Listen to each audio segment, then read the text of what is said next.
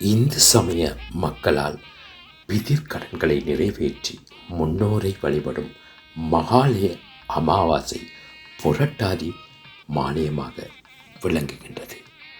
இந்த புரட்டாதி மாலயமானது இம்மாதம் 18ஆம் தேதி ஆரம்பித்து அடுத்த மாதம் 2ஆம் தேதி வரை இடம்பெற இருக்கின்றது. இந்த காலகட்டத்தில் இறந்த நமது முன்னோர்களுக்கு கர்ம காரியங்களை செய்யலாம். மகாலயம் என்பது புரட்டாதி மாதத்தில் செய்யப்படும் ஒரு பொது சிரார்த்தமாகும். சிரார்த்தம் என்பதற்கு சிரத்தையோடு செய்யப்படுவது என்பது பொருள் ஆகும். புரட்டாதி மாதத்து அபரபக்கம் பிரதமை முதலாக பூர்வபக்க சதுர்த்தி வரையுள்ள காலம் மகாலயம் என்று அழைக்கப்படுகிறது. இந்த காலகட்டத்தில் இறந்த நமது முன்னோர்களுக்கு கர்ம காரியங்களை செய்யலாம். இவ்வாறு செய்யப்படும் கிரியையானது 21 யாகங்களில் ஒன்று என்று கூறப்படுகின்றது.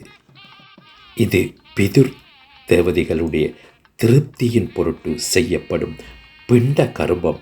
மரணம் அடைந்தவர்கள் நரகம் எய்துவதை தவிர்த்து அவர்கள் சுகமாய் இருப்பதை குறித்து செய்யப்படும் சிறப்பான கிரியாக இது சிறந்து விளங்குகின்றது.